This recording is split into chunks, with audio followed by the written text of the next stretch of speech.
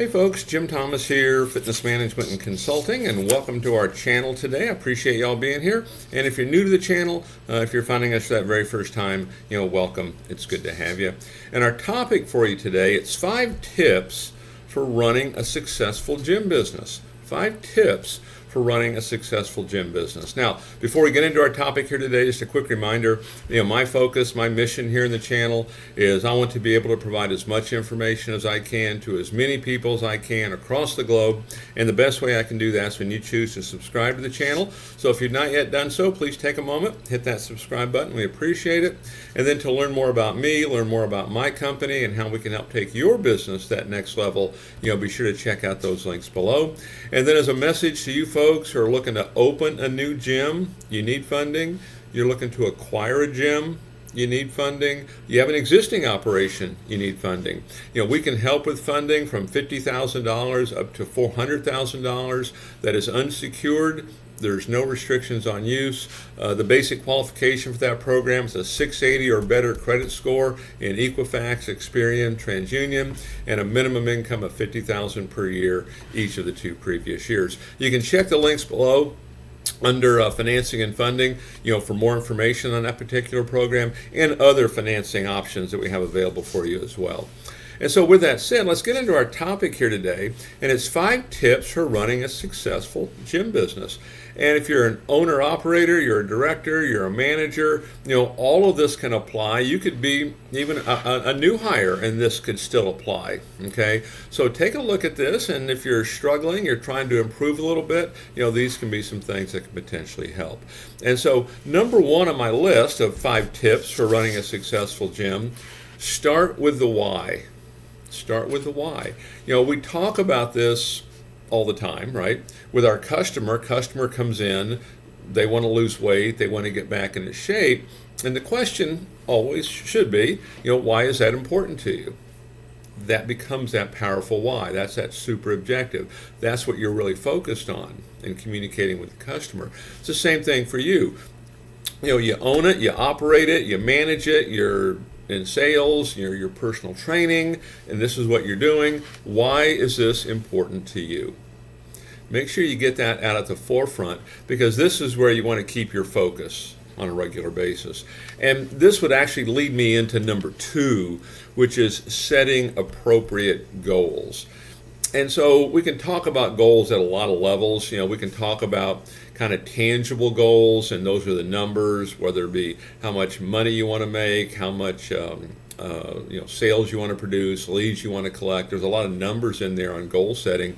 There's also intangibles, goal setting like building self-esteem, confidence, belief, urgency, things like that. But whatever those goals are, okay, and generally speaking, I'm looking big, right? Whatever they are, how can we improve upon those? But we want to keep these goals at the forefront. And there's a few things I want to suggest for you when it comes to your goal setting. So set your goals. And what I want to suggest for you is every morning when you first get up, write down those goals. And these goals are not a to-do list. Okay, these are big things you're trying to accomplish. So, write them down first thing. You want to keep them at top of mind heading into the day. When your day is complete, write them down again. Okay, and we want to stay consistent with that. And then I would even add a third time in here. If any point during your day where you experience disappointment, okay, or you're getting off course a little bit, write down your goals again. The key here is we want to keep this at top of mind, because what happens, we see this frequently, when we're helping with a plan of action. And we've got a great goals, we've got a great plan, we're going to work, and ultimately you're going to have roadblocks, you're going to have setbacks, things are going to happen. And what it causes people to do, it stops them in their tracks or it gets them off course.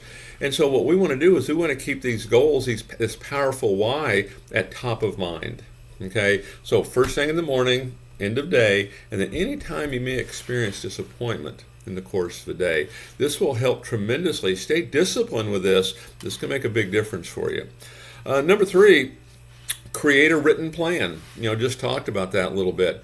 And so creating a written plan, and this written plan can be a couple things. If you're the owner, you're starting a business, it could be your business plan.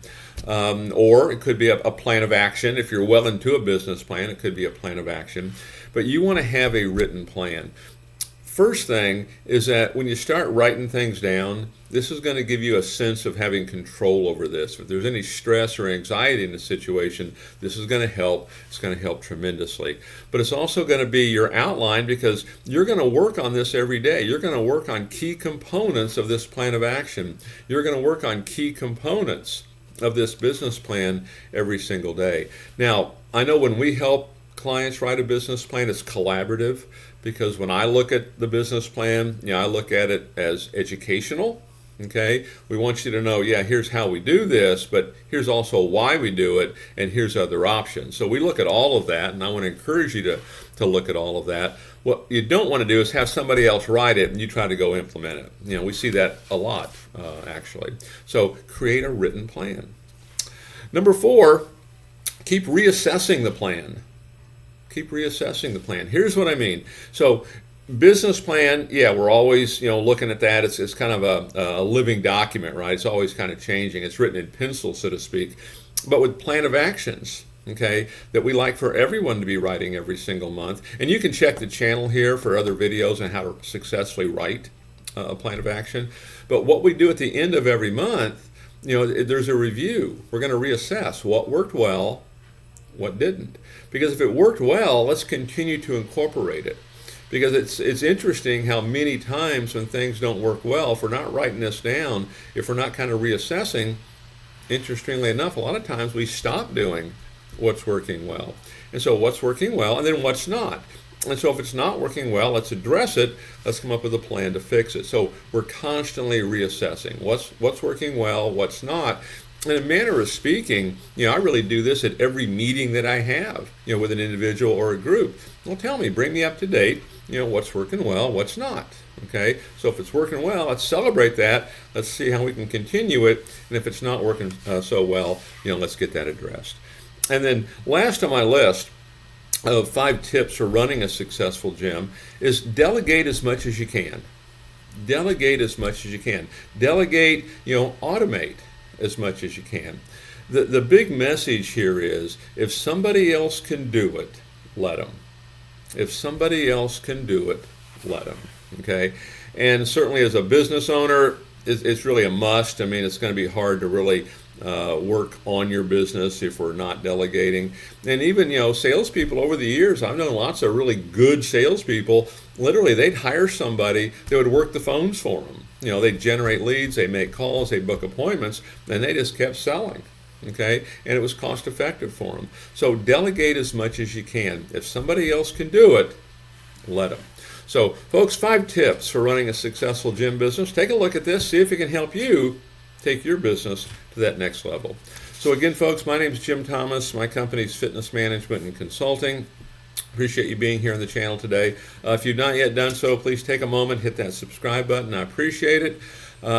Check the links below for more information about me and my company and how we can help take your business to that next level. And then again, for you folks, you're looking to open a new gym, you're looking to acquire a gym, you have an existing operation, you need funding, we can help with funding from $50,000 up to $400,000. That is unsecured. There's no restrictions on use. To qualify for that program, it's a 680 credit score or better in all 3 credit bureaus, Equifax, Experian, TransUnion, and minimum income of $50,000 per year each of the 2 previous years. You can check out the links below under financing and funding for more information on that program and other financing options that we have available to you. And again, my name is Jim Thomas. Appreciate you being here at the channel today, and we look forward to seeing you all in that next video.